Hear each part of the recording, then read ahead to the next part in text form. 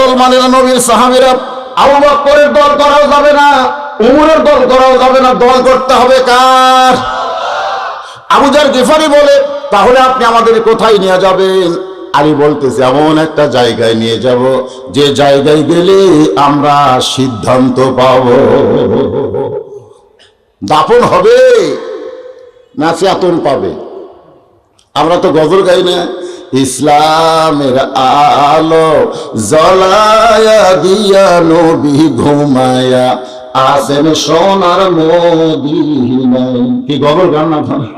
আবার কেউ আবার ঘুমায় কয় না, ইসলামের পতাকা উড়ায়া দিয়া নবী শুইয়া আসেন সোনার মদিনায়। এখন শুইয়া থাক আর ঘুমায় থাক, মরেনি তো। আপনাকে কি মনে হয় মরছে? তাহলে আবু বকর দাফন করবে। আসসালামু আলাইকুম ওয়া রাহমাতুল্লাহি ওয়া বারাকাতুহু। ওয়াজটা যদি ভালো লাগে তাহলে একটা কমেন্ট কইরা যায়েন। আল্লাহ তাআলা আমাদের সবাইকে কুরআন ও সুন্নাহ অনুযায়ী চলার তৌফিক দান করুন, আমিন। হুজরত ওমর বলতেছে, কেউ যদি বলে মরে গেছে, তার মাথা দেহ থাকবে কিন্তু মাথা থাকবে না। এখন আর দুইজনের দুই মত নাই, দুইটা দল হয়ে গেছে। আবু যার গিফারি বলতেছে, কোথায় নিয়ে যাবেন? আলী বলতেছে, যেখানে গেলে আমরা মীমাংসা পাব। যে ঘরে মা আয়েশা ঘুমায়, যে ঘরটা হলো উম্মাহাতুল মুমিনিন মা আয়েশার ঘর, সেই ঘরের দরজায় হযরত আলী দাঁড়াইছেন। সেই ঘরের দরজা বরাবর দাঁড়াইছেন। আবু বকর দৌড়ে এসে হযরত আলীর ডান হাত ধরে বলতেছে, আলী রে, সবে সাদেকে নবী দুনিয়া থেকে বিদায় নিয়েছে, নবীকে দাফন করা লাগবে। আলী বলতেছে, তাহলে করেন নাই কেন? আবু বকর বলতেছে, কেমনে করব? উমর দল বল নিয়ে যেভাবে গরম হয়ে আছে, যদি দাফন করতে এসে মারামারি হয়, এই জন্য আমি দল বল নিয়ে আসতে পারি নাই। কিন্তু তুমি যখন দরজায়, আমার আর কোনো চিন্তা নাই। তুমি শুধু জ্ঞানের দিক দিয়ে 1 নম্বর না, তুমি শক্তির দিক দিয়ে 1 নম্বর। আমি আবু বকর নরম, দল বল সব নরম। তোমার মতন একজন আসাদুল্লাহিল গালিব যদি আমাদের দলে যোগ দেয়, উমরের বাপেরও ক্ষমতা নাই, পারবে? উমর যদি দল বললে আসবার পারে, কে রে? আর হয়তো আলী যদি কয় আমায়, উমর ঘরে কিন্তু 3 ধাপ পিছনে যাবে, কারণ জানে এই মরদ সাধারণ মরদ না। কারণ মদিনাতে একজন ইহুদি আইছিল, এটা ইয়ামিন থেকে একজন ইহুদি বীর আইছিল উমরকে হত্যা করার জন্য। এসে মদিনায় একজনকে বলতেছে, ভাই তোমাদের আমির কোথায়? তাকে, আমার নিজের চিন্তাই বাঁচি নাই, আমিরের চিন্তা আমি করি না। তো ইহুদি বীর চিন্তা করে, মদিনার লোককে পাগল ছাগল নাকি রে। কিছু যাওয়ার পর একজন বলতেছে, তোমাদের প্রেসিডেন্ট উমরের বাড়ি কোন জায়গায়? লোকটা বলতেছে, আমরা এমন একজন প্রেসিডেন্ট পাইছি যে বাড়িতে থাকে না, মাঝে মধ্যে ওই যে গাছ দেখতেছো, ওই গাছের ছায়ায় দুপুর বেলা ঘুম পাড়ে। ইহুদির বীর চিন্তা করে, এক মারার জন্য আবার 200 উঠ লাগবে। গাছের ছায়ায় ঘুম পাড়ে, যার বডিগার্ড নাই, র্যাব নাই, পুলিশ নাই, ওর মারা কোনো ব্যাপার হলো? গাছের ডালে বসে আছে ইহুদি বীর তরবারি নিয়ে। কিছুক্ষণ পরে দেখে উদ্ভ্রান্ত পাগলের মতো একটা মানুষ এসে গাছের ছায়ায় নিজের ওই গামছা যেটা থাকে পাড়ে দিয়ে এই ডান হাতখানা বালিশ বানাতে, কোনো বালিশ ঠালিশ নেই, অর্ধ পৃথিবীর খলিফা ডান হাত বালিশ বানায় আল্লাহুম্মা বিইসমিকা আমুতু, মানে দোয়া পড়াও সারা, ঘুম ধরাও সারা। আমাদের একটা মেম্বরের ঘুম হয় না রাত্রেবেলা যদি জুতার শব্দ পায়। বউ কাইসম করছো কেন? মনে হয় র্যাব আছে গো, র্যাব আছে। তো তুমি মেম্বর হয়ে র্যাবের ভয় কে? যে হারে ঘুম মারে খাইছি, জোর দিয়ে আসে। একটা চেয়ারম্যান ঘুম পাড়তে পারে না, মারিয়া খায়, ধরে কান কি খায়? আর ফাঁকা জায়গায় গাছের ছায়ায় অর্ধ পৃথিবীর খলিফা হযরত ওমর দোয়া পড়াও শেষ, ঘুমটা ধরাও শুরু। ইহুদি বীর গাছ থেকে চিন্তা করে, এক মারা কোনো ব্যাপার না, তাহলে 200 উটের কি দরকার? এই মনে করে যেই মাত্র তরবারি বের করে গাছের ডাল থেকে হযরত ওমরের দিকে তাকাইছে, তাকায় দেখে ওমর ফারুক নাই। ওমর ফারুকের দেহের উপর একটা বাঘ, রয়্যাল বেঙ্গল বাংলাদেশের বাঘের চাইতেও বড় বাঘ। ওমর ফারুকের গোটা দেহ আবৃত করে দাঁড়ায় আছে, জোরে গান সুবহানাল্লাহ। ওই বাঘটা ইহুদি বীরের দিকে ঘাড় কাত করে তাকাইছে। ওই বাঘটা ঘাড় কাত করে গাছের দিকে তাকাবে। ওই তো যা শুরু করে দিতে বুঝলো, মারা তো দূরের কথা। একদিকে তরবারি পড়ে গেছে, আর একদিকে হুদি বীর পড়ে যায়। পড়ে যাওয়ার পরে খাড়া হয়ে শুরু করছে। খাড়া হয়ে শুরু বুঝলেন না, ভয়ের ঠেলায় খাড়া হয়ে পেশাব করতেছে। পেশাবের শব্দে হজরত করছে এত বাজে করে, আর ওই চোখ বন্ধ করে পেশাবও করতেছে, আর খালি বাক বাক বাক বাক বাক বাক অর্জিকে শুরু হয়ে গেছে। ওমর ফারুক বলে, এই বেদব, আমার মনে হয় তুমি মদিনার মানুষ না, কারণ মদিনার মানুষ কোনোদিন এইভাবে পেশাব করবে না, এভাবে দাঁড়িয়ে পেশাব করবে খ্রিস্টান আর ইহুদি। আমাদের বাংলাদেশে তারা খাড়া হয়ে পেশাব করে, ওরা মনে করছে কি হুনুরে কি হুনুরে। কারা কারা খাড়া হয়ে করে আজকে বুঝে নেন। ওমর ফারুক বলতেছে মদিনার মুসলমান কোনোদিন এভাবে দাঁড়ায় পেশাব করে না, এটা করে হয় ইহুদি না হয় খ্রিস্টান। আপনি বুঝতে পারেন না? এই খাড়া হয়ে পেশাব করা, যে যুবকেরা দাঁড়ায় পেশাব করো, তোমাদের কত ক্ষতি হয় তোমরা জানো? পেশাব করার পরে ওই পেশাবটা টপ টপ টপ টপ করে পড়বে, ওই জায়গা ভিজে যাবে, ওই জায়গা ভিজে যাওয়ার পরে কত জীবাণু পয়দা হয়। এই জন্য দাঁড়িয়ে পেশাব করা যায়, জোরে কোন যায়। তবে বেকায়দা হলো ইল্লা যে বেকায়দা দু একদিন আপনি করতে পারেন। এমন নাপাক জায়গায় পেশাব করতে গেছেন যেখানে বসা আপনার সমস্যা, ওই জায়গায় হয়তো ঘৃণার দৃষ্টিতে একটা বারের জন্য দাঁড়ায় পেশাব করতে পারেন, কিন্তু এইটা সুন্নত মনে করা যাবে, এটা সুন্নত মনে করা যাবে না। হযরত ওমর বলেন, এই পাগল, বাঘ বাঘ বলে চিৎকার করিস, মদিনাতে কোনো বাঘ নাই, সিংহের অত্যাচারে। সুবহানাল্লাহ খান। মদিনার সিংহের অত্যাচারে বাঘ পাড়ায় গেছে, তুই বাঘ পাইলি কোথায়? ওমর ফারুক যাকে সিংহ বলতেছে তিনি হলেন হযরত আলী। সুবহানাল্লাহ খান। আল্লাহ রাসূল বলেছেন আসাদুল্লাহিল গালিব, কেউ বলেছেন আল্লাহর সিংহ, কেউ বলেছেন আল্লাহর বাঘ। সুবহানাল্লাহ খান। সে হযরত আলীর ডান হাত ধরছে কে? হযরত আবু বকর। জোরে বলেন কে? আপনি যদি আগে আসতেন তাহলে অনেক আগে আমরা নবীকে দাফন করতে পারতাম, কিন্তু ওমরের কারণে আমাদের দ্বারা সম্ভব হচ্ছে না। এমন সময় হযরত ওমর এসে হযরত আলীর বাম হাত ধরেছে, হযরত ওমর এসে হযরত আলীর কোন হাত? বাম হাত ধরে বলতেছে, এই সকল লোকেরা বলতেছে নবী নাকি মরে গেছে। আমার বিশ্বাস হয় না, নবী কোনোদিন মরতে পারে না। আবু বকর রাদিয়াল্লাহর হাত আর ওমর ফারুকের হাত হযরত আলী চেপে ধরে বললেন, আপনারাই তো 1 নম্বর 2 নম্বর, আপনি হচ্ছেন 1 নম্বর, আপনি হচ্ছেন 2 নম্বর। আপনারা যদি বাহিরে গন্ডগোল করেন তাহলে ভিতরের খবর কেন শুনবেন না? কারণ বাহিরে গন্ডগোল করার আগে আল্লাহর কোরআনের ভিতরে আসতে হবে। ধরে গন্ডগোল ঠিক কি না? আজকে যত গন্ডগোল আমাদের দেশে, আপনারা বলেন তো ভিতরে না বাইরে? জোরে গান, ভিতরে না বাইরে? তোমরা কোরআনের ভিতরে আসো, নবীর সুন্নাতের ভিতরে আসো, সবাই দেখো কোনো গন্ডগোল হবে না। কিন্তু আমাদের গন্ডগোল হলো ওই অন্ধ লোকের হাতি দেখার মতন। অন্ধ লোক 6 জন হাতি দেখতে গেছে। জোরে গান, কি দেখতে গেছে? কানারা চোখে দেখেন, আমরা হাতি দেখি। কে রে কানা, তোরা চোখে দেখিস?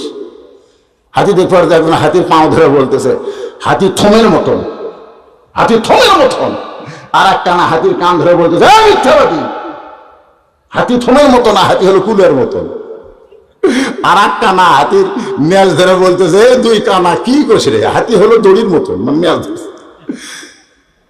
আর একজন কানা হাতির গায়ে হাত দেয় বলে তোদের একজনের কথা ঠিক না, হাতি হলো পাহাড়ের মতো।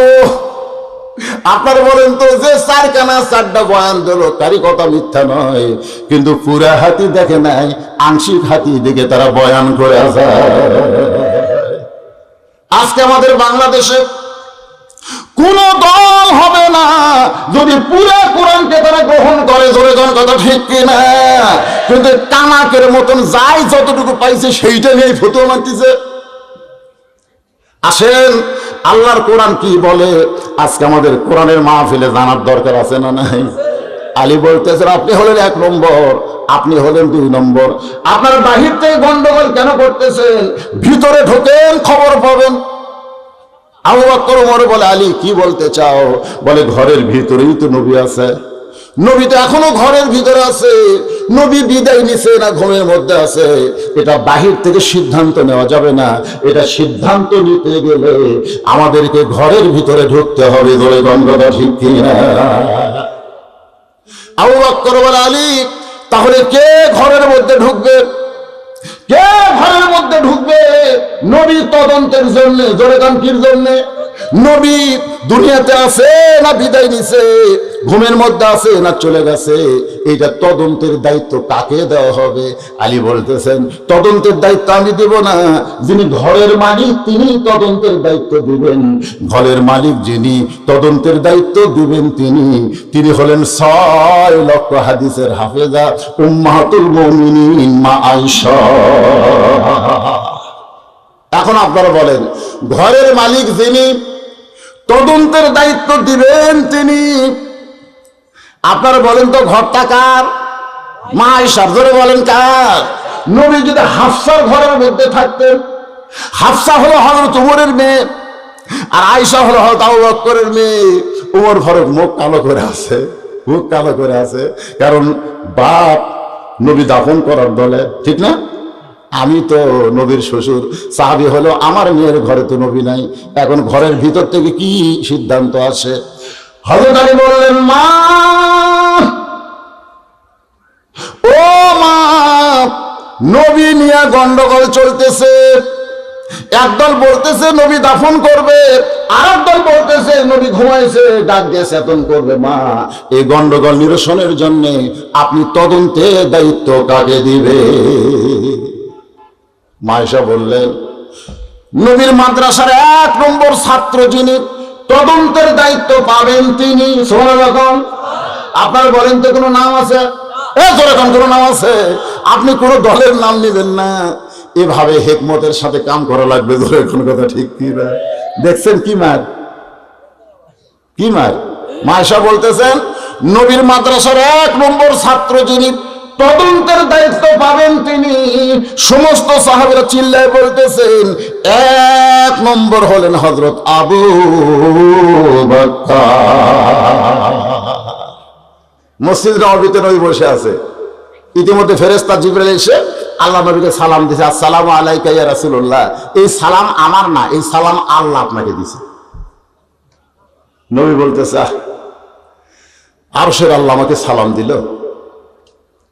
ফেরেশতা জিবরাইল বলে, ইয়া রাসূলুল্লাহ, আল্লাহ শুধু আপনাকে সালাম দেয় নাই, আপনার আবু বকরকে আল্লাহ সালাম দিয়েছে।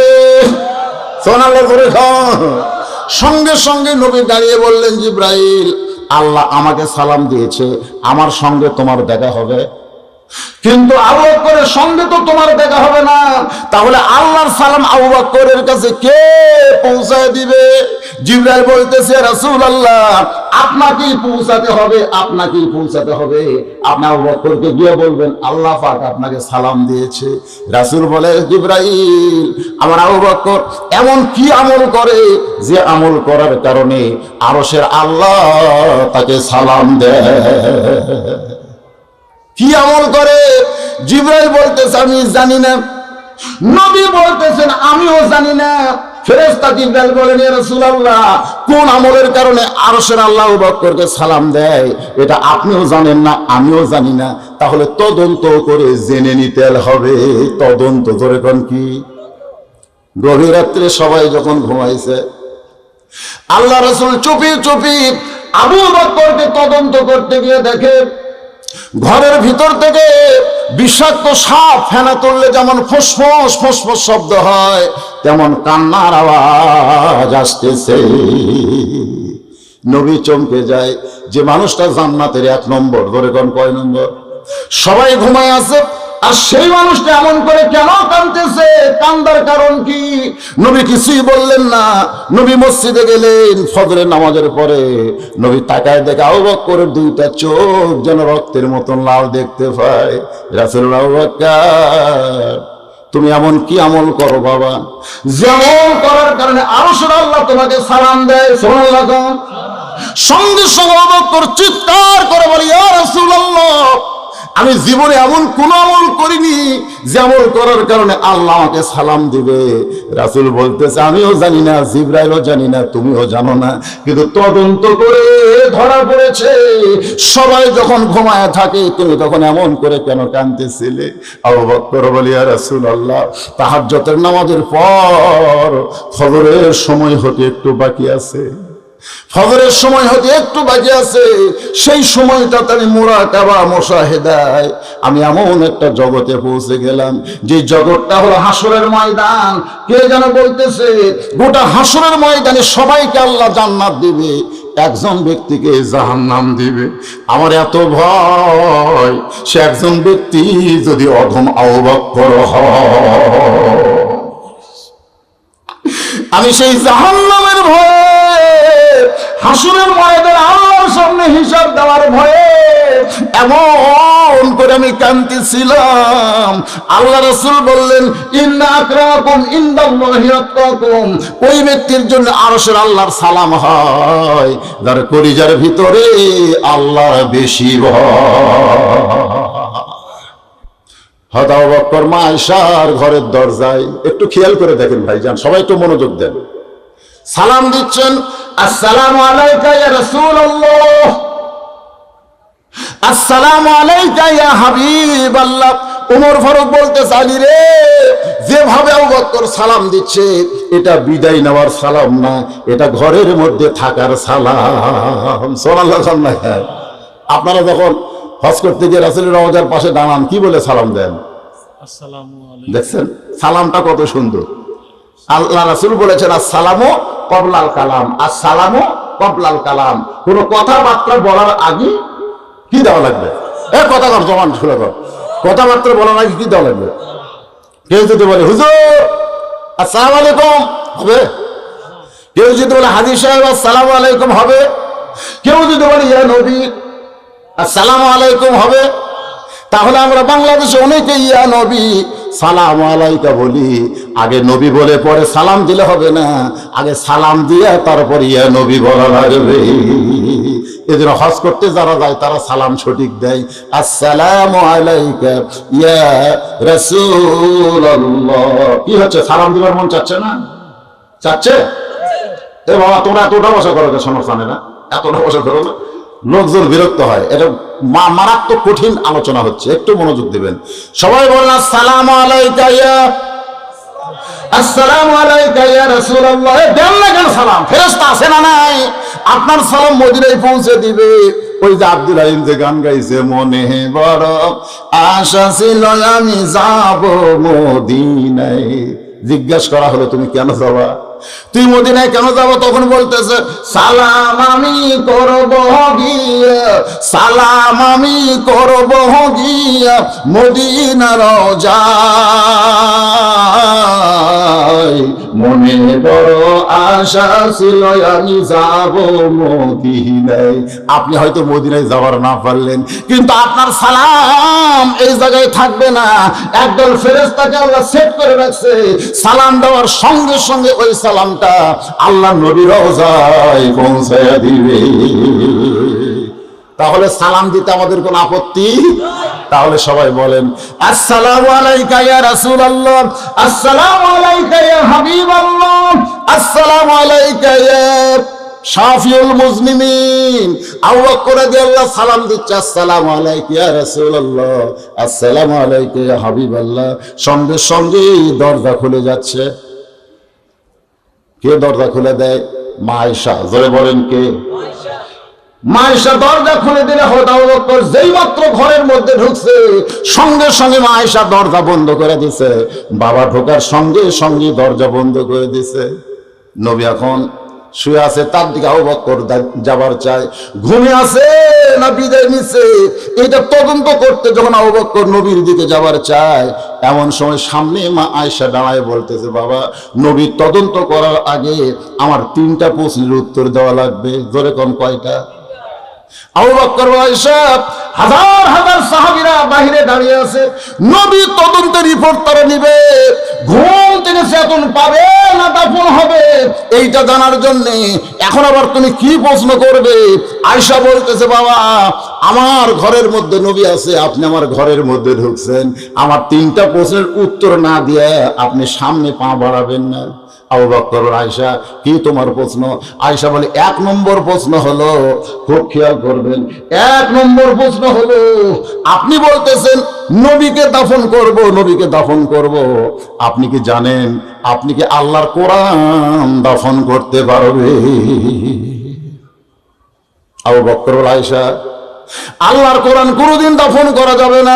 আয়েশা বলতেছে, বাবা আপনি হলেন বাহিরের লোক, আমি আয়েশা হলাম ভিতরের লোক। সাল্লাল্লাহু, আপনারা খালি নবী চিনেন কিন্তু অন্য কিছুই চিনেন না, কিন্তু আমি আয়েশা শুধু নবী চিনি না, আমার স্বামীকেও আমি চিনি। সাল্লাল্লাহু না যা, আপনি কি আল্লাহর কোরআন দাফন করতে পারবেন? আবু বকর, আয়েশা এমন কথা কেন বলো? কোরআন কি কোনোদিন দাফন করা যায়? আয়েশা বলতেছে, তাহলে শুনে নেন, আল্লাহর কোরআনও যেমন, আল্লাহর নবী তেমন। কোরআন যদি দাফন করা না যায়, আল্লাহর নবীকেও দাফন করা যাবে না। আবু বকর বলতেছে, বুঝেছি, তুই উমরের দল করতেছ। কার দল? আয়েশা বলতেছে, বাবা আমার 2 নম্বর প্রশ্ন হলো, 6 বছর বয়সে আপনি আমাকে কার সঙ্গে বিয়ে দিয়েছেন? মানুষের সঙ্গে না নবীর সঙ্গে? একটু মেহেরবানি করে উত্তর দিবেন।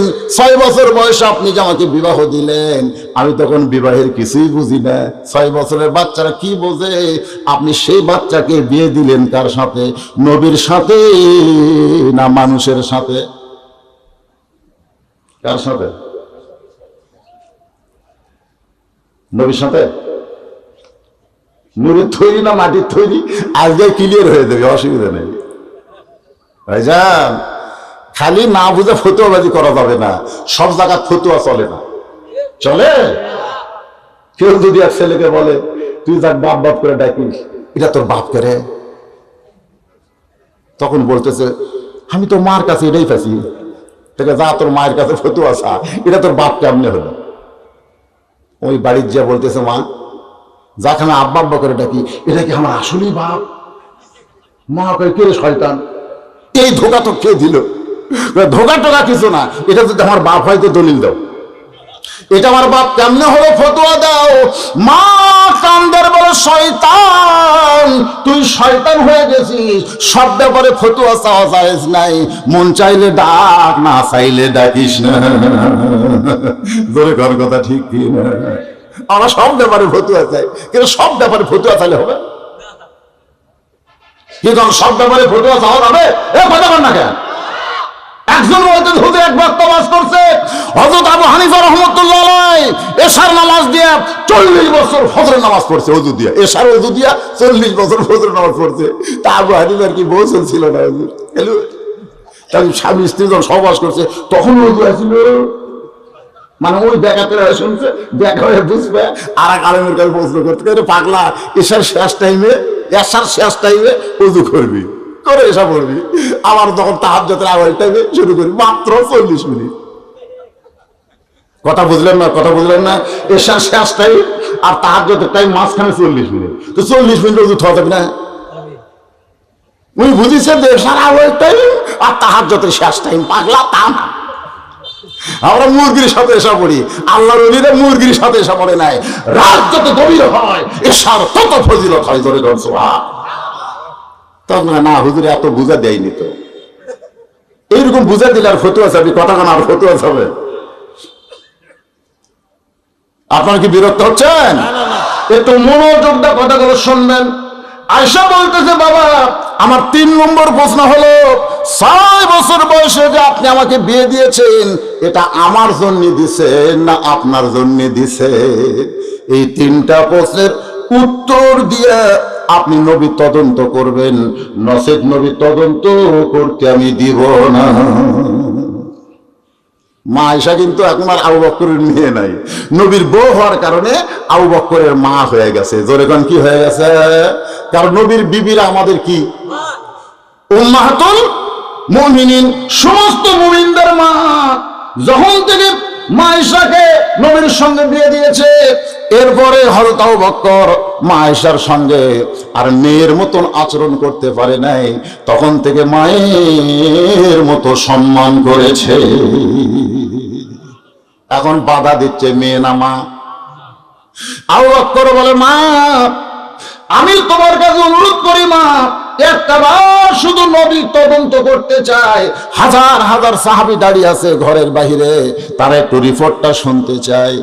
এমন সময় একটা করুণ শব্দ আবু বকরের কানের মধ্যে ঢুকতেছে। কে যেন কাঁদতেছে। এই কান্না যেন দুনিয়ার কোনো কান্না নয়, এই কান্না যেন আল্লাহর জান্নাত থেকে আসতেছে।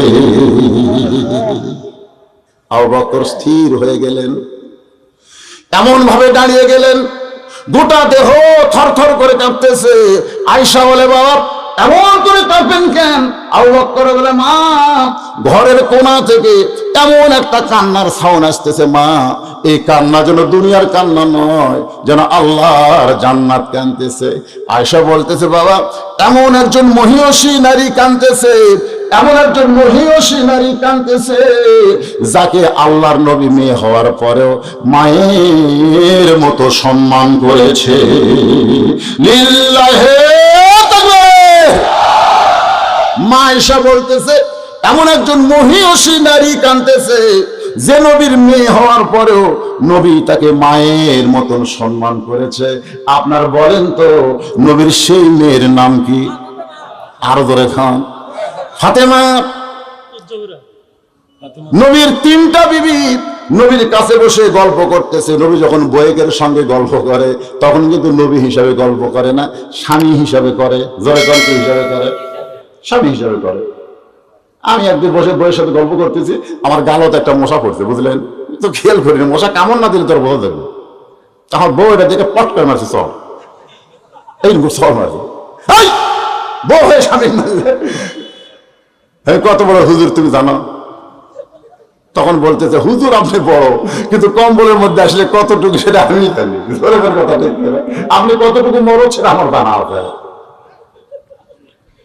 হুজুর হ্যাঁ, রাতের অন্ধকারে শীতের মধ্যে ল্যাপের ভিতরের পুরুষ মানুষকে, ল্যাপ তোষকের মানুষকে আপনি খেরের উপর বসাতে পারেন, সেই ক্ষমতা আপনার আছে, কিন্তু আমার কাছে কতটুকু ক্ষমতা সেটা তো আমি জানি। তখন আমি মুখ ধরে, তখন তো আমার শরম লাগবে, ভাই কিসের হুজুর? ওটা হুজুরের খাওয়া আছে। আল্লাহ নবী যখন বিবিদের সঙ্গে গল্প করতেন তখন নবী হিসাবে গল্প করে নাই, স্বামী হিসাবে গল্প করেছে। সুবহানাল্লাহ খান। তিনটা বিবি নবীর সঙ্গে গল্প করতেছে। তার মধ্যে একটা হলো উম্মে সালমা, দাঁড়িয়ে থেকে নবীর মাথার চুলগুলো দেখতেছে। আরেকটা হলো উম্মাহাতুল মুমিনিন আয়েশা, নবীর শরীর টিপতেছে। আর একটা হলো সাউদা, নবীর সামনে বসে আছে। তিনটা বিবি যখন নবীর সঙ্গে গল্পে মশগুল, এমন সময় নবীর মেয়ে ফাতেমা, এমন সময় নবীর মেয়ে ফাতেমা ঘরের মধ্যে ঢুকছে। যেই মাত্র ফাতেমা ঘরের মধ্যে ঢুকেছে সঙ্গে সঙ্গে নবী আমার দাঁড়িয়ে গেছে। বলতেছে, মা আপনি কষ্ট করে কেন আমার ঘরে আসলেন? আমাকে ডাকলি তো আমি অধম আপনার কাছে যাইতাম। মায়েশা নবীর হাতে চাপ দেওয়া, ইয়া রাসূলুল্লাহ আপনি কি বলতেছেন, কি বলতেছেন? একটাবার কি খেয়াল করতেছেন? মেয়ে ঘরের মধ্যে ঢুকলো আর আপনি দাঁড়িয়ে গেলেন। আপনি তাকে বলতেছেন কষ্ট করে কেন আইছেন? আপনি বললেই তো আমি অধম আপনার কাছে যাইতাম। একজন বাবা হইয়া মেয়ের কাছে এমন করে কি কোনোদিন সম্বোধন করে? আয়েশার দিকে তাকায় নবী, আয়েশা দুনিয়ার সবাই জানে ফাতেমা আমার মেয়ে, তুমিও জানো, দুনিয়ার সবাই জানে ফাতেমা আমার মেয়ে, কিন্তু নিজের চোখে দেখেছি আয়েশা ফাতেমা হইল আমার মা। একটা হলো জানা আর একটা হলো দেখা। সঙ্গে সঙ্গে 6 লক্ষ হাদিসের হাফেজা মায়েশা বললেন, ইয়া রাসূলুল্লাহ কি দেখছেন, কেন দেখছেন, কেমনে দেখছেন? এইটা যদি আপনি না বলেন তাহলে আপনার উম্মতেরা ফাতেমার সম্পর্কে তো জানতে পারবে না। রাসূল বললেন, তাহলে শোনো, তায়েফের ময়দান থেকে রক্তমাখা শরীর নিয়ে আমি যখন মক্কায় ফিরে আসলাম, আপনাদের জানতে হবে, নবী যখন তাইফে গেছিলেন সেই বছরই কিন্তু নবীর চাচা আবু তালেব দুনিয়া থেকে বিদায় নিয়েছে। নবী যখন তাইফে গেছিলেন সেই বছরই নবীর দরদের বিবি খাদিজাতুল কুবরা দুনিয়া থেকে চলে গেছে।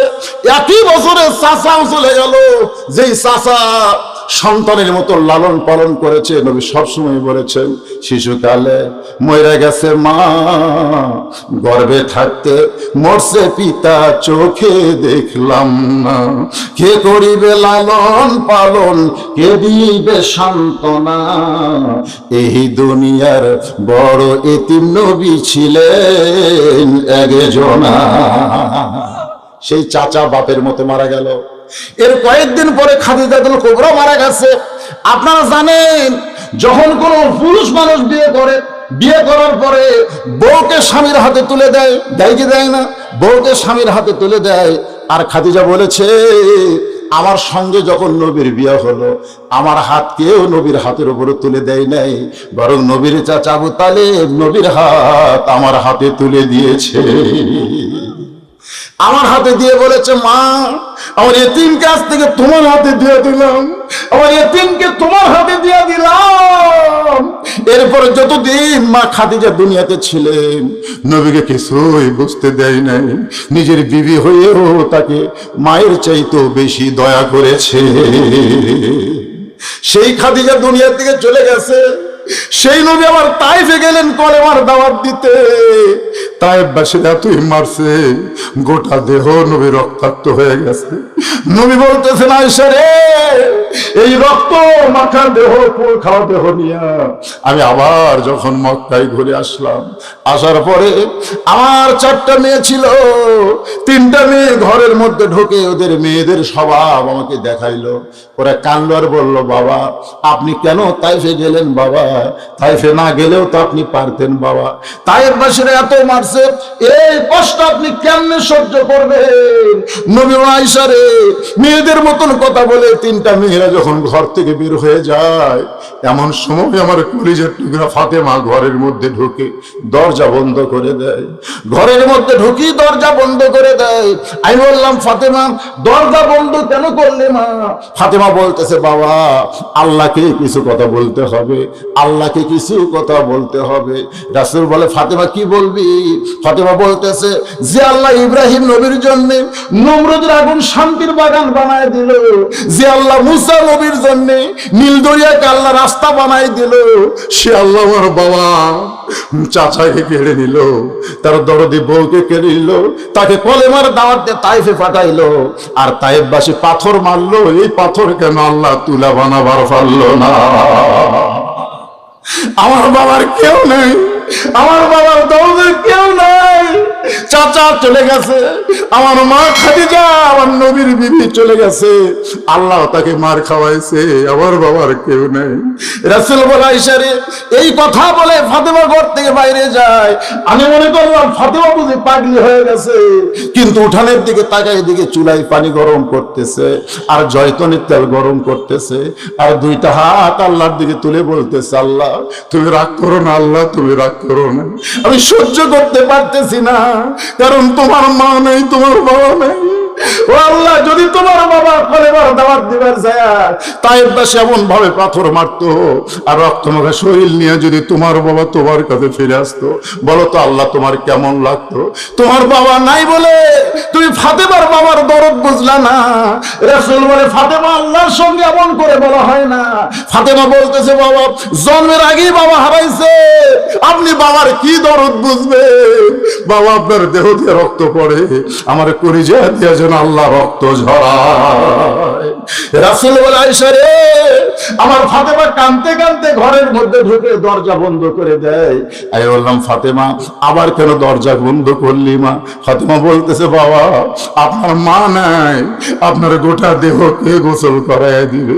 আল্লাহ নবী বলেন, ওই গরম পানি আমার দেহ রক্তগুলো মুছে মুছে গোটা দেহ পরিষ্কার করে ওই ফাতেমার নরম হাতের মধ্যে গরম জয়তুনের তেল নিয়ে আমার ক্ষতস্থানে যখন মালিশ করে, আমি নবী কয়েকদিনের পরিশ্রান্ত ছিলাম। কখন যেন ফাতেমার উরাতকে বালিশ বানিয়ে ঘুমায় গেছি, আমি নবী ফাতেমার উরাতকে বালিশ বানিয়ে ঘুমায় গেছি। হঠাৎ ঘুমের ঘরে আমি দেখতে পাই আমার মা আমিনা আমার শিয়রের পাশে দাঁড়িয়ে কাঁদতেছে।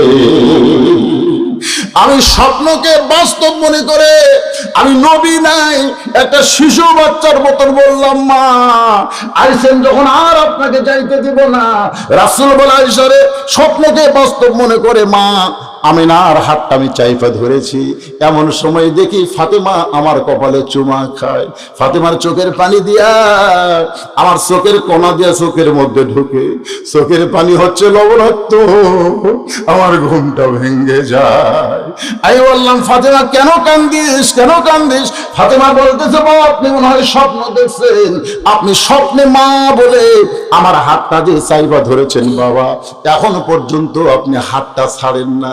রাসূল বলে, ফাতেমা স্বপ্নে মা বলে যদি তোর হাতটা চাইবা ধরি মা, তাহলে তুই শুনে নে, তুই শুনে নে, তুই শুধু আমার মেয়ে না, তোর চেহারায় রয়েছে আমার মা আমিনা। আয়েশা বলতেছে, সেই মহিষী নারী নবীর মেয়ে হওয়ার পরেও নবী তাকে মা বলে সম্মান করেছে। সেই মেয়েটা ঘরের কোনায় বসে বসে কাঁদতেছে। আবু বকর বলে, আয়েশা আমি নবীর তদন্ত করতে চাই, আমি কি নবীর কাছে যাইতে পারবো না? উম্মাহাতুল মুমিনিন আয়েশা বললেন, ও ফাতেমা আমার বাবা নবীকে তদন্ত করতে চাই, ঘুমের মধ্যে আছে না বিদায় নিয়েছে, তুমি একটু সরে যাও মা, কারণ তুমিও আমার বাবার কাছে পর্দা। জোরে কর না সুবহানাল্লাহ। দেখছেন, 1 নম্বর সাহাবী, তার কাছেও পর্দা। আর আমাকে পীরের কাছে মুরিদের বইয়ের নাকি পর্দা লাগে না। আমি আপনাদের অনুরোধ করব, মেয়ে মানুষ কোনোদিন মুরিদ দিবে না, মেয়ে মানুষ কোনোদিন মুরিদ দিবে না। স্বামী মুরিদ নিবে, ওই মুরিদের তালকিন এসে তার বউকে দিবে। আমার কথা বুঝলেন? খবরদার, কোনো আস্তানায় কোনো মেয়েরা যেন যাবার না পারে। কারণ ইয়াসার রাদিয়াল্লাহু ঈমান গ্রহণ করার পরে নবীকে বলেছিল, আমার বউ সুমাইয়া একটু ঈমান গ্রহণ করতে চায়, হুজুর আমার বউটাকে আপনার কাছে নিয়ে আসি। রাসূল বললেন, বাল্লিগু আন্নী ওয়ালা আয়া, তোমাকে যে কলেমার দাওয়াত দিয়েছি তুমি তোমার বউকে দাও, তোমার বউ আমার কাছে আসার দরকার নেই। সুবহানাল্লাহ। ইয়াসার বলতেছে, আপনি আল্লাহর নবী, আপনার কাছে আসলে অসুবিধা কি? এরকম বলতে পারে। তো আপনি একটা হুজুর মানুষ, আমাকে বলে, মেয়েরা দরজায় গিয়ে বলে, হুজুর আমরা একটু ভিতর ঢুকতে চাই। আমি কেন? বলে আপনার সাথে একটু কথা বলবো, একটু দেখা সাক্ষাৎ করে দোয়া নিব। আমি বললাম, না না ভিতরে ঢোকা যাবে না। বলছে, না আপনি তো হুজুর মানুষ, ঢুকলে কি? তখন আমি বললাম, মা আমি খালি হুজুর না মা, আমি 3টা মেয়ের বাপ। তোমরা কি মনে করছো সবসময় হুজুর? আপনার কারণ সবসময় যদি হুজুর হই তো 3 মেয়ের বাপ কেমনে হলো? তা আমি সবসময় হুজুর না মা, সুন্দরী মেয়ে দেখলে আমার ভিতরে লোভ হয় মা। তখন যাচ্ছার এক মেয়ে বলতেছে, হুজুরেরাও লুচ্চা রে। দেখছেন, ভালো কথা বলছে, এটা বলে খারাপ।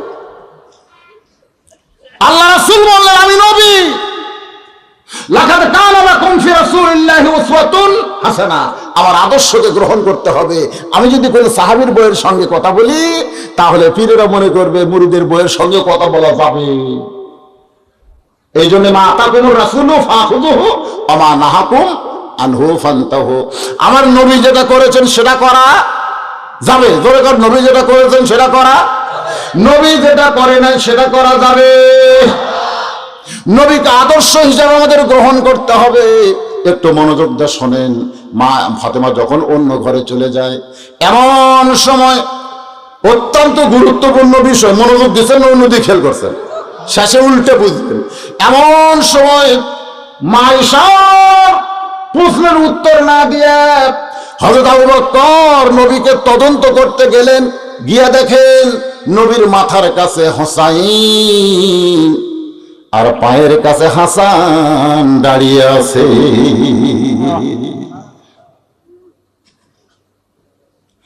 নবীর মাথার কাছে হোসাইন, পায়ের কাছে হাসান দাঁড়িয়ে আছে। যে মাত্র হযরত আবু বকরকে দেখেছে, দুই ভাই দৌড়ে এসে দুই হাত চেপে ধরে বলতেছে, ওগো আল্লাহ নবীর সাহাবী, আমরা নানার কাছে শুনেছি আপনার অনেক কথা। সুবহানাল্লাহ।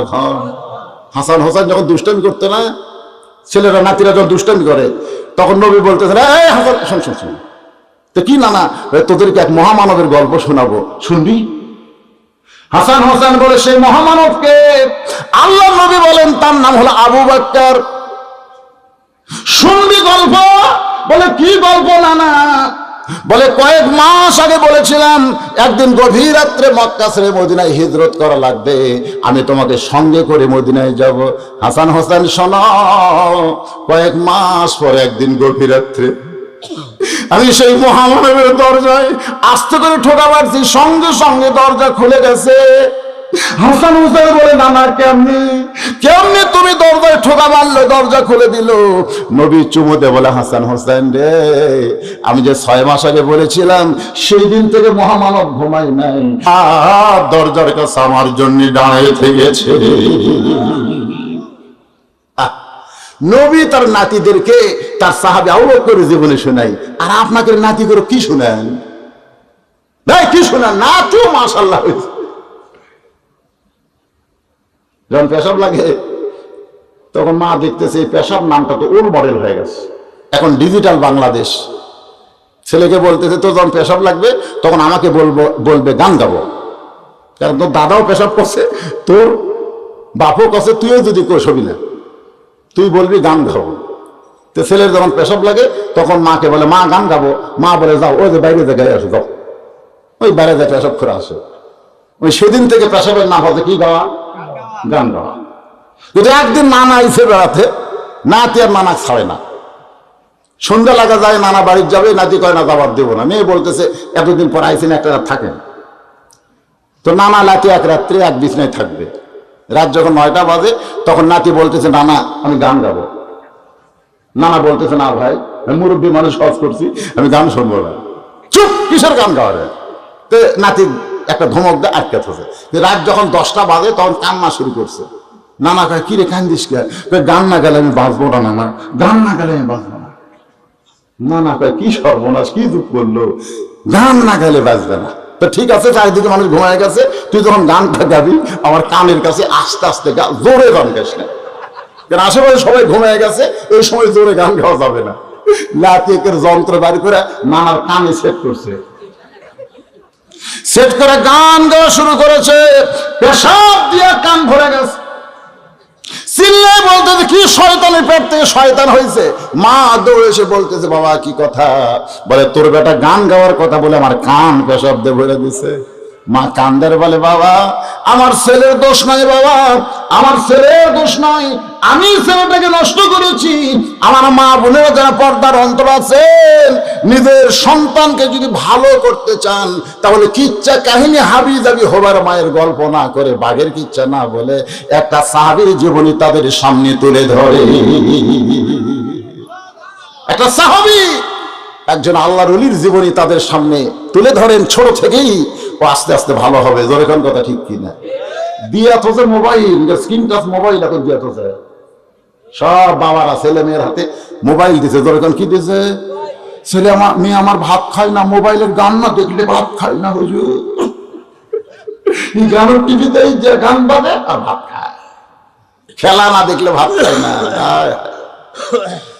আসলে কি যে হবে, এমনি তো করোনা হয়ে লেখাপড়া শেষ। যেরকম কথা ঠিক কিনা? এই সুযোগে মোবাইল পছন্দ। আমাকে ওয়াজ দেয় মানুষ ভালো হবি ভাই, আমি তো কোনো কথা বাদ হচ্ছি না। কি কয় ওয়াজের তো আসল জাকাতি যায়নি। কয়টা বাজলো রে? 12টা বন্ধ করার, না না 12টা বন্ধ করার চুক্তি দিয়েছে বাবা। বেশি বাজে নাই, মাত্র 11টা 24। ধরে গেল কত? 24 বাজে। ওয়াজ কিন্তু মনোযোগ দিয়ে শুনতেছেন না, ভুলে যাচ্ছেন? একটু মনোযোগ দিয়ে শোনেন। হাসান আর হুসাইন দুইজন হত, আবু বকরের 2 হাত ধরছে, ধরে বলতেছে, আপনি নানার 1 নম্বর। ধরে কোন কয় নম্বর? নানার কাছে বহু গল্প আপনার শুনেছি, ও নানার সাহাবী, আমার নানা সেই সকাল থেকে ঘুমায় গেছে, এত ডাকাডাকি করি কিন্তু নানা আমাদের ডাকে উত্তর দেয় না। আপনি একটু ভালো করে বলেন, হয়তো আমাদের দুই ভাইয়ের উপর রাগ করেছে, মাঝে মধ্যেই নবী রাগ করে বলে তোদের সাথে আর কথা বলবো না, যা। এরকম মাঝে মধ্যে কিন্তু নবী বলে, এত ডিস্টার্ব করে, দাড়ি ধরে টান মারে, টুপি খুলে ফেলে দেয়, নবী শুধলে বুকের ওদের সাথে। তো বিরক্ত আছে, তো দয়া তো বেশি করেই, কিন্তু বেশি দয়া করলে আবার বান্দরের মতন হয়ে গেছে, কথাটা বুঝলেন না? মদিনার নবী মাঝে মধ্যে বলতো আর কথা বলবো না, যা। হয়তো না আমাদের দুই ভাইয়ের উপর রাগ করে কথা বন্ধ করেছে। ও বাবার সাহাবী, আমার নানাকে একটু ভালো করে ডাক দেন, আমরা হাসান হোসেন আর কোনোদিন দুষ্টামি করব না।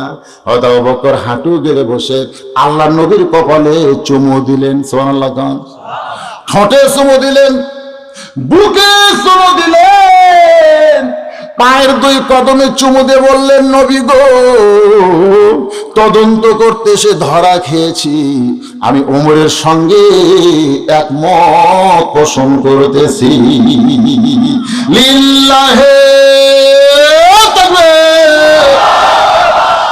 নবীজি, তদন্ত করতে এসে আমি ধরা খেয়েছি, আমি ওমরের সঙ্গে একমত পোষণ করতেছি, একমত পোষণ করতেছি। আয়েশা বলতেছে, বাবা যদি ওমরের সঙ্গে একমত পোষণ করেন তাহলে আপনার তিনটা প্রশ্নের উত্তর আর দেওয়া লাগবে না। কিন্তু আমি আপনাদেরকে উত্তর দিব। আবু বকর রাদিয়াল্লাহু আনহু দিল, আল্লাহর কোরআন যে কথা দেয় না। 6 বছর বয়সে নবী ছোট ছোট বাচ্চাদের সঙ্গে খেলা করতে গেছিল। খেলা করতে গিয়ে বিকেলবেলা সন্ধ্যা হয়ে গেছে, সমস্ত সন্তানের বাপেরা কিন্তু সন্তানদের নিয়ে আইছে, কিন্তু আল্লাহর নবীকে কেউ নিবার যায় নাই। 6 বছরের নবী আমার বাবা বাবা বলে কাঁদতেছে। ওই রাস্তা দিয়ে আবু জেহেল আসতেছে উট নিয়ে, ছোট বাচ্চার কান্না শুনে উটটাকে থামাই দিয়ে আবু জেহেল নবীকে বুকের মধ্যে নিয়ে উটের পিঠে করে দাদার কাছে পৌঁছায়া দিছে। সুবহানাল্লাহ। এই জন্যই তো যে আবু জেহেল নবীকে বুকের মধ্যে নিয়ে উটের পিঠে করে দাদার কাছে পৌঁছায় দিছে, এই ঋণ পরিশোধ করার জন্য নবী 400 বার আবু জেহেলের বাড়িতে কলেমার দাওয়াত নিয়ে গেছে। সুবহানাল্লাহ। যে আমাকে বুকে ধরে তুলেছে সেই মানুষটা জাহান্নামে যাক, এটা নবী চাইনি বলে কতবার গেছে?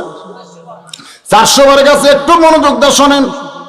হযরত আবু বকর বললেন, ওমর ফারুকের সঙ্গে আমি একমত।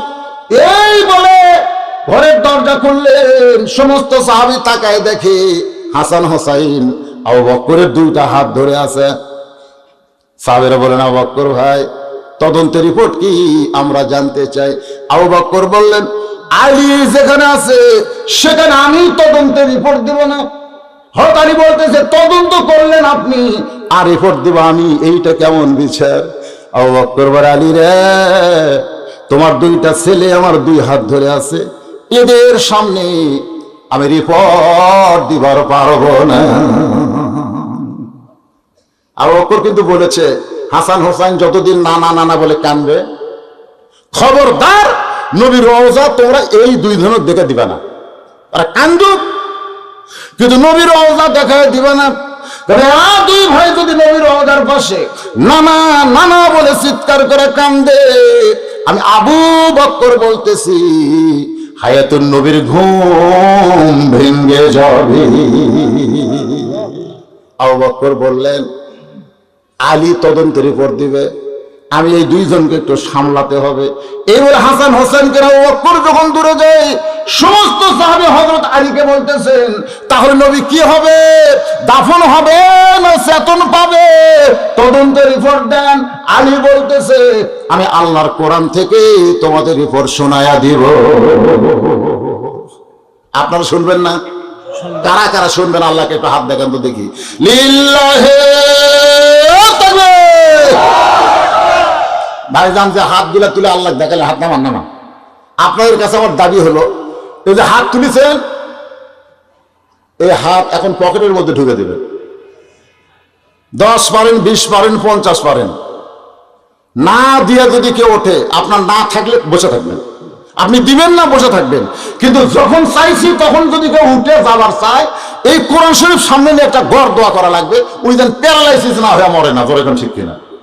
না আমিন কর না, এখন আমিন কর না, কেউ উঠবি না। এই ব্যাগালা রাখি, রেডি? বেগালা, হ্যাঁ দিয়ে দেন, 10 দিন চাইতে পারেন, কিঞ্চিত হলেও দিবেন, বঞ্চিত করবেন না। এখানে গোরস্থান আছে না নাই? জলে আছে না নাই? এই গোরস্থানে যাদের মা গেছে, গোরস্থানে যাদের বাবা গেছে, তাদেরকে আমি বলবো মা বাবা রুহের মাগফিরাতের জন্য একটা কোরআন শরীফ মাদ্রাসায় দেওয়া লাগবে, একটা কোরআন শরীফ। আমার কথাটি খেয়াল করেন, যাদের মা মারা গেছে, বাবা মারা গেছে, মা বাবার ফাত্তাবিউনি ইউহিব্বুকুমুল্লাহ ওয়া ইয়াগফির লাকুম যুনুবাকুম গফুরুর রহিম। আল্লাহু আকবার। আল্লাহর কোরআন থেকে হযরত আলী বলতেছেন, রে নবীর সাহাবীরা, নবী কোনদিন মরবে না। যতদিন কলেমা থাকবে লা ইলাহা ইল্লাল্লাহ, ততদিন নবী থাকবেন মুহাম্মাদুর রাসূলুল্লাহ। যতদিন আজান হবে, ততদিন শুধু আশহাদু আল্লা ইলাহা ইল্লাল্লাহর আজান হবে না, ওয়া আশহাদু আন্না মুহাম্মাদুর রাসূলুল্লাহর আজান হবে কি হবে না? যতদিন কোরআন থাকবে, ততদিন নবী থাকবে। যতদিন নামাজ থাকবে, ততদিন নবী থাকবে। 1400 বছর আগে নবী বিদায় নিয়েছে। এখন যদি কোন হিন্দু মুসলমান হয় আর যদি বলে নবী মরে গেছে, শুধু লা ইলাহা ইল্লাল্লাহ কয়ে মুসলমান হব, আল্লাহ কয় তোমার ঈমান কবুল করা হবে না। লা ইলাহা ইল্লাল্লাহ যেমন রয়েছে, মুহাম্মদ রাসূলুল্লাহ তেমন বিরাজ করতেছে। আলী বলতেছেন, নবী মরে নাই, নবী মরবে না, তবে ফাতেমার বাবা বিদায় নিয়েছে। কথাটা খেয়াল করবেন, ফাতেমার বাবা বিদায় নিয়েছে, আলীর শ্বশুর বিদায় নিয়েছে, হাসান হোসেনের নানা বিদায় নিয়েছে, কিন্তু নবী কোনোদিন মরবে না। নবী হচ্ছেন হায়াতুন নবী, হায়াতে মুহাম্মদ কেউ বলবে না। সমস্ত আলেম একমত হায়াতুন নবী। জোরে বলেন কথা ঠিক কিনা? বাজান, নবীজির পিতা আব্দুল্লাহ, সবাই বলেন নবীজির মাতা আমিনা, নবীজির দুদুমা হালিমা, নবীজির কবর কবর আপনারা লোকমা দিলেন না। আমি বললি ইমাম যদি 4 রাকাতে 3 রাকাতে বসে, আপনারা কি বসবেন? তাহলে ইমামকে যদি লোকমা দেন, বক্তা যদি ভুল করে, কবর বলা যায় না।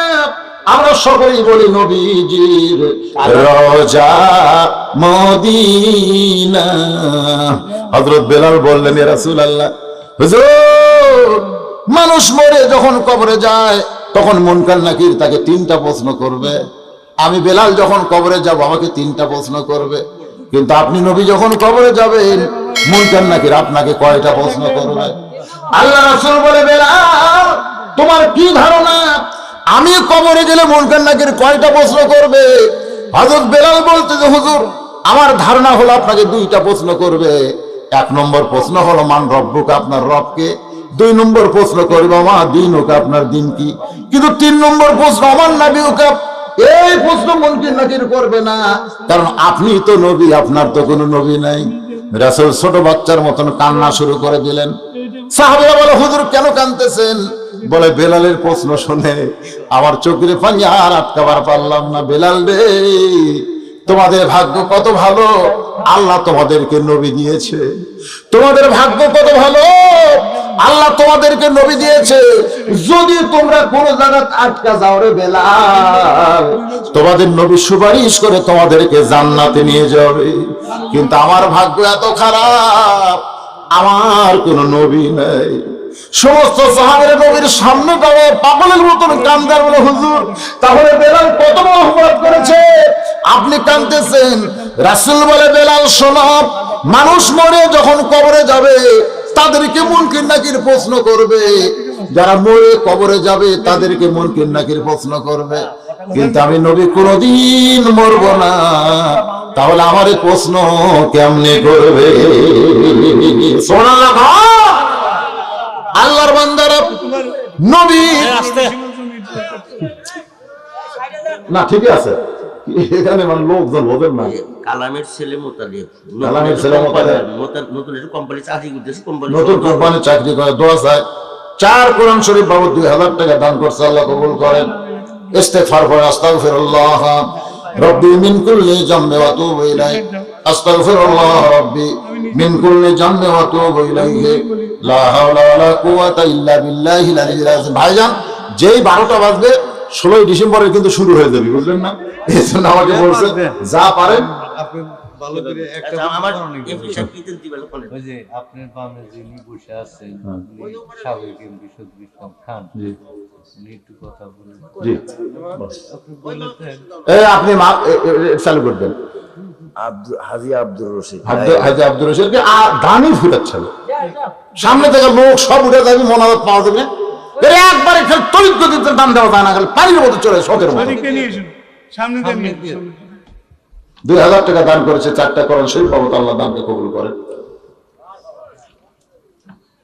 আপনারা কেউ ওটা বসা করেন না বাজান। সবচাইতে মাথায় হলো মোনাজাত, মাথায় যদি না থাকে। আসসালামু আলাইকুম। আসসালামু আলাইকুম। আমাদের প্রধান বক্তা মুফতি বজলুর রশিদ সাহেব, ওনার সাথে আমার কোনোদিন পরিচয় হয়নি, ওনার বক্তৃতা শোনারও সুযোগ হয়নি, কিন্তু আজকে আমি ওনার বক্তব্য শুনলাম। আপনারা তো অনেকে আমাকে চেনেন অথবা জানেন অথবা অনেকে অপরিচিত মনে করছেন। আমি শহীদুল ইসলাম, আমি এই গ্রামেরই সন্তান। আমার পিতা মরহুম মকসুদ আলী খান। আমি তার সন্তান হিসেবে এই এলাকার আপনাদের সকলের প্রচেষ্টায় আমি সম্মানিত সংসদ সদস্য নির্বাচিত হয়েছিলাম আজ থেকে প্রায় 30 বছর আগে। এখন এই 30 বছরের মধ্যে আমি চেষ্টা করেছি আমার এলাকার ধর্মীয়, শিক্ষা এবং বিভিন্ন কিছু উন্নয়ন এবং সম্প্রসারণের জন্য চেষ্টা করে এসেছি, এবং আপনাদের সকলের প্রচন্ড সহযোগিতা ছিল জন্যই 2 জন সন্তান অত্যন্ত উচ্চ শিক্ষিত, কানাডায় থেকে বাংলাদেশ থেকে MBA কমপ্লিট করে কানাডার সিটিজেন হয়েছে। আরেকজন লন্ডন থেকে ব্যারিস্টারি পাস করে ঢাকায় সুপ্রিম কোর্টে সে লয়ার হিসেবে কাজ করছিলেন। তারও উচ্চ শিক্ষার জন্য কানাডায় যাওয়ার সমস্ত লেখাপড়ার ভর্তি সমস্ত কিছু হয়েছিল, কিন্তু আল্লাহর ইচ্ছা, আল্লাহ একজনকে গত 18ই এপ্রিল তার ক্রিয়া বন্ধ হয়, আর গত 11ই সেপ্টেম্বর তাকে ছাদ থেকে ফেলে দিয়ে, 9 তলা থেকে ফেলে দিয়ে তাকে হত্যা করা হয়। আমার সেই 2 প্রিয় সন্তান তারা আজকে এখানে শুয়ে আছে। আমি এবং আমার স্ত্রী বেগম বুলবুল জাহান, তাকেও জানেন, সেই কারিগরি কলেজের অধ্যক্ষ। এই গ্রামের শুধু পুত্রবধূ নয়, সে এই এলাকার একজন শিক্ষক হিসেবে তারও একটা, আপনারা তাকে চেনেন জানেন। আমরা দুজনেই আজকে এসেছি যে আমাদের সন্তান হয়তো আমাদের রেখে চলে গেছে। আপনাদের কাছে আমি দোয়া চাই, আল্লাহ যেন তাদেরকে ব্যস্ত নসিব করেন। আর আমার মা বাবা, দাদা দাদি, নানা নানি, শ্বশুর শাশুড়ি, অনুরূপ ভাবে আপনাদের সকলের যারা সবাই মৃত্যুবরণ করেছেন, হযরত আদম থেকে শুরু করে আজ পর্যন্ত যত লোক কবরবাসী হয়েছেন, তার জন্য দোয়া মাহফিলের অনুষ্ঠান চলছে। আমাদের অত্যন্ত সুবক্তা, আমাদের আজকের প্রধান অতিথি নিয়ে এত সুন্দরভাবে, এত প্রাঞ্জলভাবে আমাদেরকে আমাদের প্রিয় নবী হযরত মুহাম্মদ সাল্লাল্লাহু আলাইহি ওয়াসাল্লাম, আমাদের সৃষ্টিকর্তা মহান আল্লাহ তাআলার যে বাণী এবং তার কথা যেগুলো বলেছেন, আমি শুধু মন্ত্রমুগ্ধের মতো ওনার কথাগুলো শুনছিলাম। আমি আজকের এই অনুষ্ঠানে সবাইকে সাক্ষী রেখে সকলের সহযোগিতা চেয়ে আমি ঘোষণা করছি, এই মাদ্রাসা, এই কবরস্থান, তার জন্য নাকি মাত্র 16.5 শতক জমি বাদ আছে। তা আমি সেই 16.5 শতক জমি দানের ঘোষণা করছি। আপনার যে কোনো জায়গা থেকে আওয়াজ করলে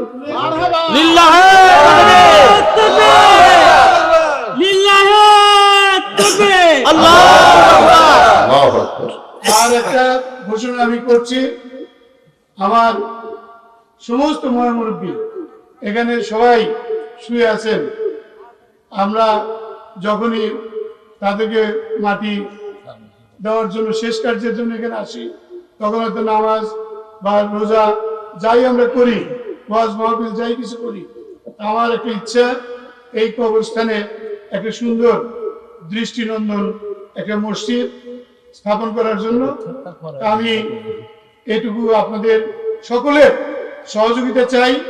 এখানে কোনো গ্রামের, পাড়ার, মহল্লার, পরিবারের কারো কোনো যেন রাজনীতি এখানে না থাকে। আমি দয়া করে আল্লাহর কাছে যেমন চাই, আপনাদের কাছেও চাই যে আমি আল্লাহর কাছে যা চেয়েছি আল্লাহ আমাকে তা দিয়েছে, কিন্তু আল্লাহ যে আবার নিতেও পারে সেটাও কিন্তু আল্লাহ আমার কাছ থেকে নিয়ে গেছে। সবচেয়ে উচ্চ শিক্ষিত ব্যারিস্টার লন্ডন থেকে পড়ে আসছে, সবচেয়ে উচ্চ শিক্ষিত কানাডার থেকে MBA কমপ্লিট করেছে, আল্লাহ কিন্তু মুহূর্তের মধ্যে আমার হাত থেকে নিয়ে গেছে। আল্লাহ কি করতে পারে, যে মুহূর্তে আমরা আল্লাহর কাছে দাবি করেছি আল্লাহ আমাকে, আমার স্ত্রীকে নিয়ে যাও, তবু আমার 2 সন্তানকে বাঁচায় রাখো, কিন্তু আল্লাহ নিয়ে গেছে। এই জন্য দয়া করে আপনারা কেউ কোনো রকমের গ্রাম্য, পাড়া, মহল্লা, বাড়ি, পরিবার, রাজনীতি বাদ দিয়ে, এটা আমার একটা ইচ্ছা, আপনারা আমাকে ভালোবেসেছেন, সর্বোচ্চ সম্মানে এই বাংলাদেশের 300 জনের আসনের একজন সদস্য আমাকে আপনারা বানিয়েছিলেন বা আপনারা সমর্থন করেছিলেন। অনুরূপভাবে আমি কয়েকটা স্কুল, কলেজ, মাদ্রাসার সাথে জড়িত বা প্রতিষ্ঠা করেছি, আপনাদের সকলের সহযোগিতার মধ্যে দিয়ে এটা সম্ভব হয়েছে। এবং আশা করি আজকের এই অনুষ্ঠানে আমাদের সম্মানিত প্রধান বক্তা, উনি ওনার দোয়ার মধ্যে দিয়ে এবং আমার যে একটা ইচ্ছা, সেই ইচ্ছাটা যাতে আমি পূরণ করতে পারি, আল্লাহ তাআলা আমাকে সেই ইচ্ছা পূরণ করার মতো সমর্থ আমাকে দিয়েছে। এবং আল্লাহ যেন আমি যেন দেখে এটা মারা যেতে পারি, এইটাই আপনাদের কাছে আমি দোয়া কামনা করি। সবার কাছেই আমি দোয়া প্রার্থী, আমার 2 সন্তানের জন্য দোয়া প্রার্থী। একজন ব্যারিস্টার আসিফ ইমতিয়াজ খান, আমার দ্বিতীয় ছেলে, আর প্রথম ছেলে আসিফ ইমরান খান। তার 2 জনের অকাল মৃত্যুতে আমি এখন একজন মানুষ আছি নাকি আমি নিজেই অনুভব করতে পারি না, কোন সময় কি কথা বলি, কোন সময় কোন ভাবে চলি, একমাত্র আল্লাহই জানে। আল্লাহ আমাকে সুস্থ হায়াত দান করুন, এটাই আপনাদের কাছে আমি চাই এবং আল্লাহর কাছে কামনা করি। اللهم صل على محمد وعلى ال محمد كما صليت على ابراهيم وعلى ال ابراهيم انك حميد مجيد. اللهم بارك على محمد وعلى ال محمد كما باركت على ابراهيم وعلى ال ابراهيم انك حميد مجيد. اللهم امين. اللهم انت السلام ومنك السلام تباركت يا ذا الجلال والإكرام. আয় আল্লাহ তাআলা, মাগরিবের নামাজের পর থেকে রাত 12টা পর্যন্ত তোমার পাগল বান্দা বান্দিরা আরামের বাড়ি, আরামের ঘুমকে বাদ দিয়া কোরআন হাদিসের মহব্বত কলিজার মধ্যে নিয়ে এই জান্নাতের বাগানে বসে বসে কোরআন হাদিসের আলোচনা শোনার শেষে আমি গুনাহগারের সঙ্গে রহমতের দরজায় ফকির হয়ে ধোগানা হাত তুলেছে আল্লাহ। মেহেরবানি করে আজকের মাহফিল আমাদের সকলের হেদায়েতের জন্য, নাজাতের জন্য, জান্নাতের জন্য কবুল করো। এই মাহফিলের শুরু থেকে শেষ পর্যন্ত যত আলোচনা হয়েছে আল্লাহ, এর মধ্যে যদি কোনো ত্রুটি হয়, ভুল হয়, মাফ করে দিও। এর জাহাদিয়া মঞ্জুর করো। সোনার মদিনায় নবী পাকের রওজা মুবারক আল্লাহ কবুল করো। মদিনা কত সুন্দর নাম মদিনা, মদিনার মানুষটা কত সুন্দর। ইমানের হালে কেউ যদি চাঁদ ভরা মুখ একবার দেখতে পায়, আল্লাহ তার জন্য জাহান্নামের আগুন হারাম বানায়া দেয়। কত স্বপ্ন দেখেছি জীবনে, এমন একটা স্বপ্ন দেখার তৌফিক দিও আল্লাহ, যেই স্বপ্নে নবীজির সোনামুখ আমাদের নসিব হয়। তামাম আম্বিয়ায়ে কিরাম, আসহাবে কিরাম, তাবিঈনে কিরাম, তাবা তাবিঈনে কিরাম, আউলিয়ায়ে কিরাম, পীর মাশায়েখ, বুজুর্গানে কিরাম, তামাম পৃথিবীর মাটির নিচে যত মুমিন মুমিনা শুয়ে আছে আল্লাহ, সকলের আরওয়াহ পরে হাদিয়া কবুল করো। আল্লাহ তাআলা আমরা যারা হাত তুলেছি, আমাদের জনম দুঃখনী মা যাদের কবরে গেছে, ছোট্ট একটা শব্দ হলো মা, এই নামের মধ্যে যে কি মধু, যাদের মা নাই তারাই বুঝতেছে। এই দরদের মা যাদের কবরে গেছে আল্লাহ, মেহেরবানি করে মায়ের কবরকে জান্নাতের টুকরা কবুল করো আল্লাহ। বাবার বাড়ি ঘর সবই আছে, আমি সহ আমরা যারা বাবার এতিম হয়ে গেছি, আল্লাহ মেহেরবানি করে বাবার কবরটাকে জান্নাতের টুকরা কবুল করো আল্লাহ। এখানে বাবা বসে আছে, তার দুইটা সন্তান দুনিয়া থেকে অকালে চলে গেছে, বাবা পাগলের মতো হয়ে গেছে আল্লাহ। এত কোনো মানুষ নিয়ে দোয়া করি আল্লাহ, তার সন্তান দুইটার কবরকে জান্নাতের টুকরা কবুল করে আল্লাহ। বাপ মাকে ধৈর্য ধারণ করার তৌফিক দাও আল্লাহর নিয়ামত আল্লাহ নিয়েছে, এর দ্বারা বাপ মাকে আল্লাহ জান্নাতে কবুল করে দাও আল্লাহ। এই বাগবাড়ির গোরস্থানে যত মুর্দা শুয়ে আছে মাবুদ, আমরা তাদের জন্য দোয়া করি আল্লাহ, তাদের কবরকে জান্নাতের টুকরা বানায় দাও আল্লাহ। তোমার মাদ্রাসার মহব্বতে নগদে বাকিতে যারা দান করেছে আল্লাহ, সকলের দানগুলোকে জান্নাতের বিনিময় হিসেবে কবুল করো। এই মাদ্রাসাকে কিয়ামত পর্যন্ত কবুল করো।